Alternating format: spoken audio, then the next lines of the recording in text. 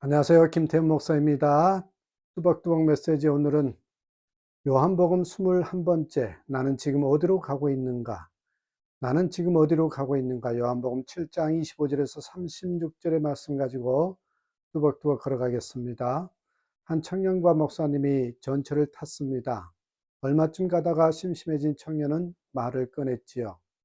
목사님, 평온하던 전철 안이 갑자기 소란해지거나 사람들이 갑자기 몰리면서 미칠 때에는 조심하셔야 합니다. 바로 소매치기들의 장난일 경우가 많거든요. 얼마 후 청년이 전철에서 내려서 주머니 속을 넘어 보니까 전철표도 지갑도 몽땅 털린 뒤였습니다. 이야기하던 바로 그 순간 이야기와 똑같은 상황이 벌어졌던 것입니다. 실제로 일어난 상황을 읽을 눈이 없으니 알면 뭐하고 말 한들 뭐 하겠습니까? 성경 말씀도 마찬가지입니다. 말씀을 통해 제 삶을 잊고 제 갈 길을 찾아가지 못한다면 이와 같지 아니할까요? 저는 개인적으로 오늘 살아가는 젊은 친구들에게 성경의 말씀이 전혀 먹히지 않으니 교회 다닌들 뭐하나 싶을 때가 있습니다. 말씀이 삶의 기준이 되지 않습니다. 따로 국밥입니다. 교회 다니는 부모나 자녀도 세상의 기준과 별반 다른 게 없습니다. 대학생이 되면 당연히 동거해도 괜찮다는 기준, 부모님도 뭐 나쁘지 않다는 그 생각, 이런 풍습에 동조되지 않으면 구닥다리처럼 여기는 거, 교회 다니는 사람들도 당연히 여기는 모습에 목사로서 자괴감이 들 때가 많습니다. 울타리가 무너지고 뚝이 무너지는 와중에 나만 살겠다고 몸부림치는 것 같습니다. 절대로 그러면 안 된다고 외치하는데 아무 대꾸도 못하는 저의 모습에 저도 똑같다는 생각이 들었습니다. 말씀을 알면 뭐 하겠어요?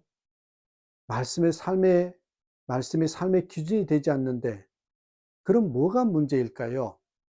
예수님은 지금 유대인의 명절 중에 하나인 초막절에 유대 예루살렘에 가셨습니다. 예수님이 하나님의 말씀을 잘 가르치시니 질투가 나서 괜히 시비를 벌입니다.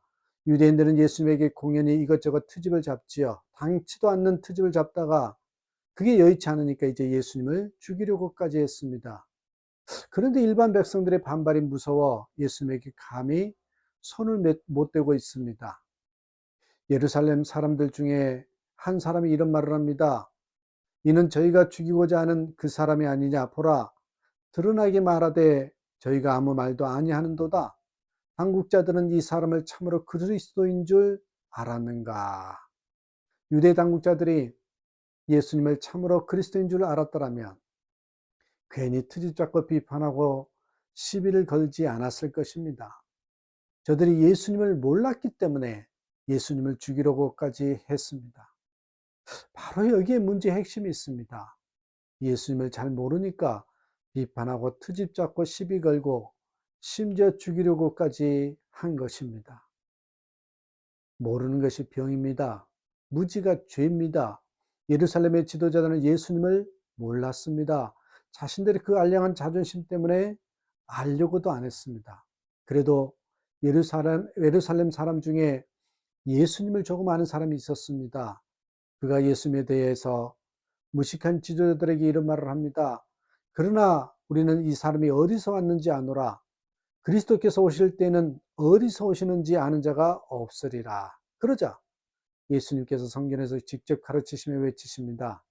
너희가 나를 알고 내가 어디서 온 것도 알거니와 내가 스스로 온 것이 아니니라. 나를 보내신 이는 참되시니 너희는 그를 알지 못하나 나는 아노니 이는 내가 그에게서 났고 그가 나를 보내셨습니다. 예수님은 하나님에게서 나셨고 하나님에게서 오셨습니다. 하나님이 예수님을 세상에 보내셨다는 말씀입니다. 그렇게 예수님을 아는 것도 중요한데 더 중요한 것은요, 하나님을 알아야 합니다. 오늘 본문을 통해서 한번 두 가지 생각해 본데요. 먼저 예수님을 체험적으로 알아야 한다는 것입니다. 여러분 예수님을 아십니까? 아신다면 얼마나 아십니까? 어찌 보면 좀 당황당한 질문을 드렸습니다. 내가 예수 믿은 지가 얼만데 새삼스럽게 예수님을 아느냐고 목사님이 날 완전히 무시하는 것 아니야? 아마 속으로 이런 생각을 하시는 분도 계실지 모릅니다. 사실 우리가 얼마나 오랫동안 예수를 믿었느냐가 중요한 것이 아닙니다. 오히려 지금 내가 과연 믿음의 생활을 잘하고 있는가를 살펴보아야 합니다. 여기서 아는 것은 지식적인 알미 아닙니다. 지식적으로 예수님을 알자는 것이 아니라 예수님을 인격적으로, 체험적으로 알자는 것입니다. 예수님을 직접 만나서 체험해야 한다고 할 수 있고 그 사람이 변화되어서 새 사람으로 거듭난 삶을 살 수 있는 거죠. 세상 사람들이 그런 사람의 삶의 모습을 보고 아, 저 집사님은 예수님을 아는구나. 아, 저 장로님은 예수님의 제자로구나. 아, 저 권사님은 예수를 믿는 사람이구나. 말할 수 있어야 합니다. 여러분, 예수를 체험적으로 안다는 것에 한 신뢰를 들어봅니다. 어느 목사님이 어느 교회 집회를 가서 설교 후에 통성기도 인도하면서 주 예수보다 더 귀한 것은 없네. 그 찬송을 부르자고 하셨습니다. 1절에 주 예수보다 더 귀한 것은 없네. 이 세상 부귀와 바꿀 수 없네. 영죽을 내 대신 돌아가신 그 놀라운 사랑 잊지 못해. 이 찬송을 부르는데 1절 부르면서 이 마음에 회개가 되었습니다. 과연 내가 이 찬송을 부를 자격이 있는가? 예수님께서 들으실 때 마음이 어떠실까? 가사 내용으로만 따지면 당연히 예수님께서 너무나 기뻐하시겠지만 만약 마음은 그렇지 않는데 가사만 따라 그렇게 부른다면 오히려 예수님의 마음을 너무나 힘들게 하는 찬송 같았답니다. 사람들 사이에도 말로만 사랑한다, 제일이다, 무엇을 주어도 아깝지 않다, 그렇게 번지르르하게 하고 실제 속마음은 전혀 그렇지 않는 경우 그 말을 듣는 것이 얼마나 힘든가 말입니다. 차라리 말을 하지 않는 것이 더 낫지 않겠습니까? 그래서 목사님이 1절을 마친 후에 찬송을 중단하고 회중들에게 목사님의 마음을 고백했답니다. 그리고 진정으로 가사처럼 주 예수밖에 더 귀한 것이 없는 교인들, 정말 예수를 위해서 세상 부귀, 세상 명예, 세상 행복, 세상 즐거움, 세상 자랑 다 버린 분들만 한번 이 찬송을 불러보시자고. 솔직한 마음 준비가 안 된 분은 부르지 말고 그런 믿음을 주시기를 마음만으로 기도만 해달라고 했습니다. 다시 반주자의 전주가 있은 후에 찬송이 시작되었는데 아무 소리도 나지 않았습니다. 반주만 계속되었습니다. 1절이 지나고 2절로 넘어가는데 여기저기서 흐느끼는 소리가 나기 시작했고 결국 울음바다가 되었습니다. 그렇게 회개 기도가 터졌습니다. 그날은 설교에서 은혜 받은 것이 아니라 찬송에서 은혜 받았다고 합니다. 그날의 경험은 목사님께 찬송 중에 얼마나 말 다르고 마음 다르게 부르는 찬송이 많았는지 깊이 돌아보게 되었답니다. 그리고 설교한 대로 찬송한 대로 실제로 살지 못하면 그것이 주 예수님을 오히려 괴롭게 한다는 것을 깨달았습니다. 이러한 경험을 체험적인 경험이라고 합니다. 예수님을 체험적으로 아는 사람이 진정으로 주님을 의지하고 주님 바라보기가 가능하다는 거죠. 어느 목사님께서 목사 후보생 고시 때 영생이란 무엇입니까? 라고 문제에 쉽게 답을 썼답니다. 예수 믿고 천국 가는 거. 많은 그리스도인들이 이처럼 영생을 그저 천국 가는 것, 영원히 사는 것 정도로 알고 있습니다. 예수님을 믿는 것을 천국 가기 위한 수단 정도로 여기는 것입니다. 요한복음 17장 3절 말씀에 인생은 곧 유일하신 참 하나님과 그가 보내신 자 예수 그리스도를 아는 것이라 이렇게 말씀하셨습니다. 이 말씀을 여러 번 읽고 듣고도 예수님과 인격적이고 친밀히 아는 그런 눈이 열리지 않으면 이해하지 못하지요. 이영규 선교사님이 떠남이란 책을 썼는데요. 몽골 사역을 마치고 잠시 가족들과 미국 애틀랜타에 머물러 있던 중에 열흘간 한국과 인도네시아를 사역자 방문하고 돌아가는 길이었답니다. 인도네시아에서 일정을 마무리하고 공항으로 가는 길에 이제 집으로 간다 하는 생각을 하니까 가슴이 설레더래요. 그런데 문득 내 집이 어디인지 잠시 헷갈리더랍니다. 한국, 몽골, 미국? 워낙 여러 나라를 다니며 살다 보니까 내 집이 어딘지 혼란스럽다는 거죠.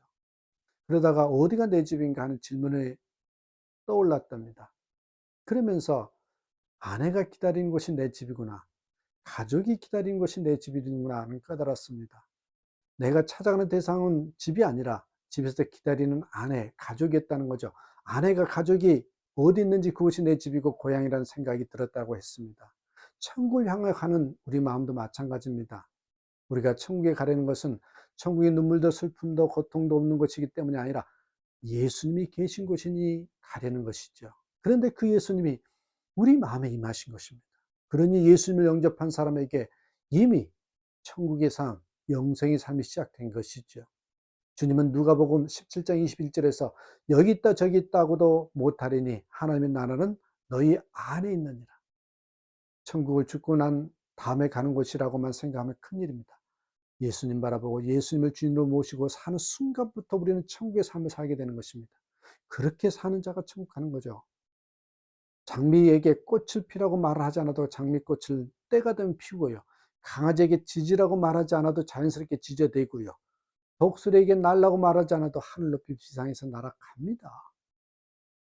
어떤 생명이 어떤 것을 살아낸다는 것은 너무 자연스러운 일입니다. 그러므로 진정 예수님이 생명인 사람은 너무나 자연스럽게요, 천국의 삶을 사는 거예요. 예수님이 희미하게 보이는 사람도 있고 선명하게 보이는 사람도 있습니다. 이따금 바라보는 사람도 있고 항상 바라보는 사람이 있습니다. 그 차이가 천국의 삶을 사는 차이입니다. 사랑하는 여러분, 예수님을 아셔야 됩니다.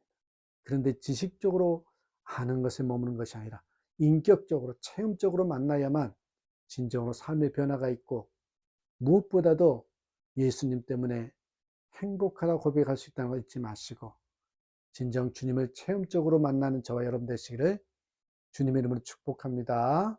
감사합니다.